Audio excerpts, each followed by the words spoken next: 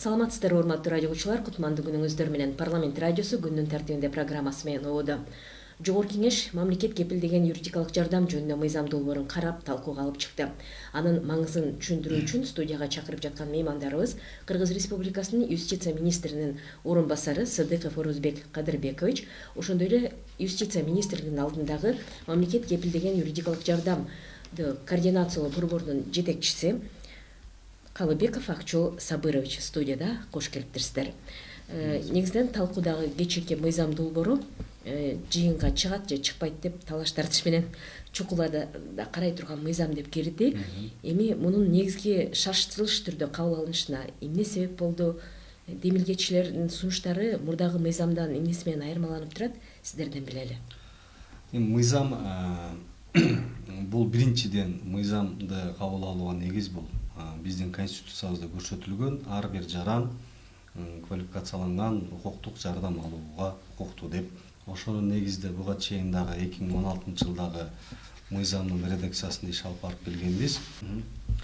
Мамлекет кепилдеген юридикалык жардамды жаңы редакцияда кабыл алуу үчүн негизинен эле биздин конституциябызда көрсөтүлгөндөй ар бир жаран мамлекет тарабынан кепилдеген юридикалык жардамды, квалификациялык жардамды алуу укукту көрсөтүлгөн. Ошонун алкагында буга чейин 2016-жылдын декабрь айында редакциядагы мыйзам менен иштеп келгенбиз.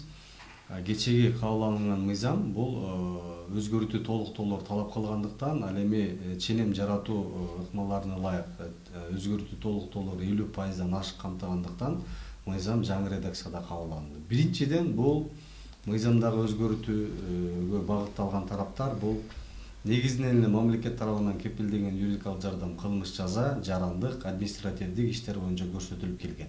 Бул мыйзамдын редакциясында биз жарандык жардам алуучулардын да категорияларын аныктап, кайсыл багыттар боюнча жардам берүүлөрүн, ал эми административдик иштер боюнча дагы доогерлерге бериле турган жагы каралды. Анткени буга чейинки мыйзамда бардыгы мындай көп багытты камтып, бир чаржайыттык жаралбасын деп бул конкреттүүлүк алып келип атат. Анан дагы бир өзгөчөлүктөрү мыйзамда ар бир районго чейинки координаторлор ачылып, буга чейин областтык деңгээлде иштер жүргүзүлсе, азыр координаторлордун саны көбөйтүү менен ошол координатор ошол эле учурда биринчи укуктук жардамды, бул укуктук консультация берүүнү, ошол эле учурда экинчи бул квалификациялык жардам берүүнүн дагы ишке ашыруучу мамлекеттик кызматкер болуп, ошол жагын жөнгө салат.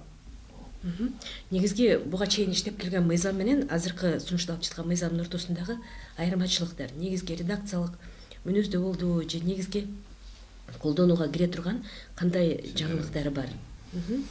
Акчол Сабырович, сиз. Чоң рахмат. Эми негизги өзгөрүүлөр жөнүндө айта кете турган болсок, жалпысынан концептуалдык бир өзгөрүүлөр болгон эмес. Негизги өзгөрүүлөр бул өзгөчөлүгү, бул жаңы мыйзамдын өзгөчөлүгү жана биздин министрибиздин орун басары айтып кеткендей, ушул өзгөрүүлөр 50%дан статьялар ашкандыктан ушул жаңы редакциясы иштелип чыккан. Эң негизгиси болгон ушул мыйзамда жарандык жана административдик иштер боюнча механизмдер киргизилген. Азыркы учурда иштеп жаткан мыйзам, колдонуу болуп иштеп жаткан мыйзамда тилекке каршы андай механизмдер жок болгон. Ал эми жаңы редакциясында ошол механизмдер кирди. Экинчиден ушул юридикалык жардам алуучу жарандардын сан эмеси дагы категорияларды кеңейтилди.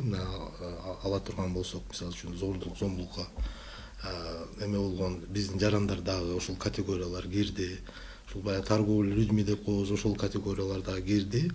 Андан сырткары биз ушул структурдук өзгөрүүлөр болду. Бул мыйзамда негизгиси ушул жазык иштер боюнча, жарандык иштер боюнча да жана административдик иштер боюнча өзгөчө разделдерге бөлүнүп, ал эми ар бир ошол сот өндүрүшүндө болгон ушул адвокаттар тарабынан көрсөтүлгөн жардамды ушул ар бир ушул сот жазыктык болобу, жарандык административдик болобу өзгөчө разделге бөлүнүп, өзгөчө механизмдери каралып чыккан.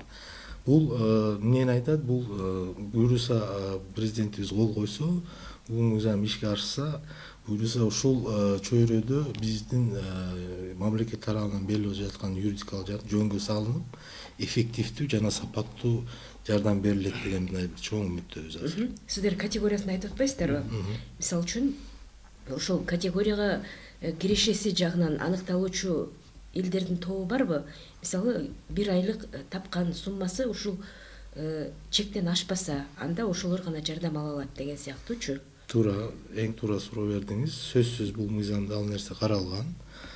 Мыйзамда белгиленгендей, жыл сайын белгиленүүчү минималдуу ушул эмгек акысынан 60 эс өлчөмүнөн ашпаган болсо, ошол шартка ылайык. Жөнөкөй тил менен айтканда. Жөнөкөй тил менен айтканда, мисалы үчүн азыркы учурда 9270 сомдон айына кирешеси ашпаган болсо, ошол жарандарыбыз акысыз юридикалык жардам алууга мүмкүнчүлүк алат. Мындайча айтканда, адвокат менен камсыз мамлекет тарабынан биз камсыздык берүүгө мындай милдеттүүбүз.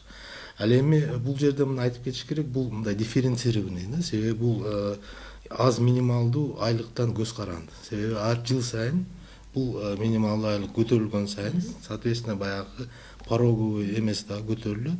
Андыктан мисалы үчүн эмки жыл уже 9270 эмес, может 10.000 болуп калышы мүмкүн да. Анан бир мындай бир кызыктуу бир статистиканы айта кетейин. Биз атайын ушул Нацстат комитеттен ушундай бир маалымат алдык.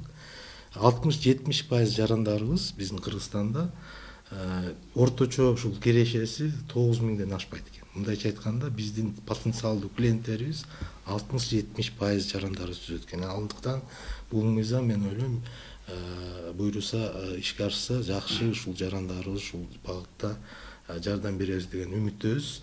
Ал эми мына силер аркылуу, ушул маалымат каражаттар аркылуу ушундай система бар экендиги жөнүндө биздин жарандарыбызга жеткирип, ушул маалымат азыркы учурда кичине аздык кылып атканын мындай моюнга алыш керек. Ал багытта дагы чоң иштерди алып барышыбыз керек.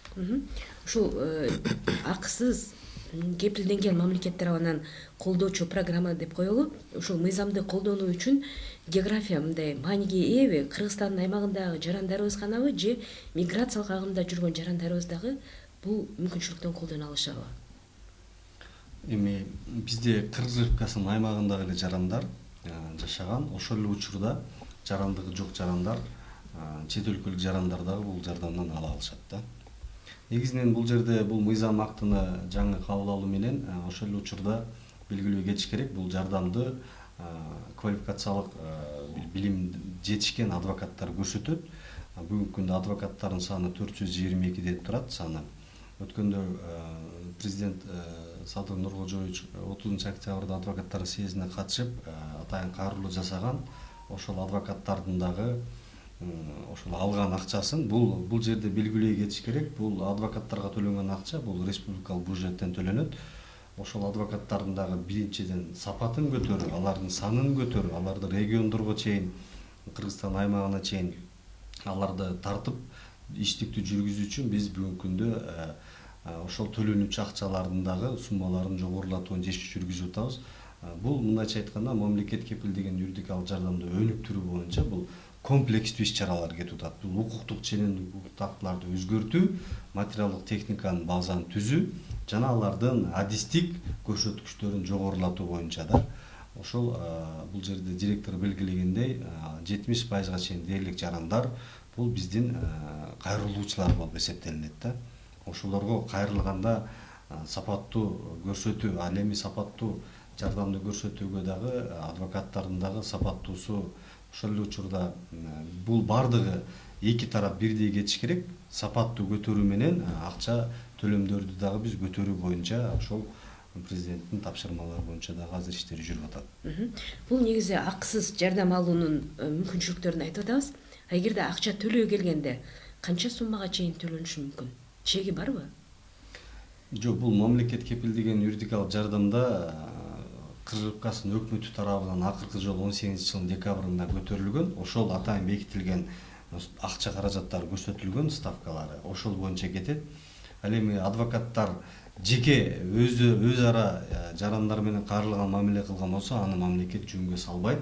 Адвокат менен кайрылуучу жарандын ортосундагы бул келишимдин негизинде акча сумма.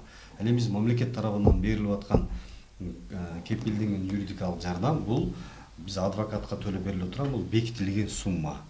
Бул жерге кайрылуучу жарандардын категориясы аныкталган. Бул алгачкы эле эң көп кайрылган категориялуу жарандар жанагы айлык акысы кирешенин баягы айлык көрсөтүүдөн ошо 9270 сомдон ашпагандар көпчүлүгү. Андан кийинкилер бул ден соолугу мүмкүнчүлүгү чектелген жарандар, андан кийин ардагерлер, улуу ата мемлекеттик согуштун ардагерлери же ага теңештирилген ардагерлер, андан кийин аскер кызматындагы жарандар, оор кылмышка шектүүлөр, ошолор бул мыйзамда категориялары каралган да. Алардын кирешеси эске алынбайт. Алардын кирешеси эске алынбай эле аларга адвокат берилет. Ушул жерди тактап кетиш керек. Анан дагы бир жерди мындай белгилеп коеюн. Биздин жарандарга түшүнүктүү болсун.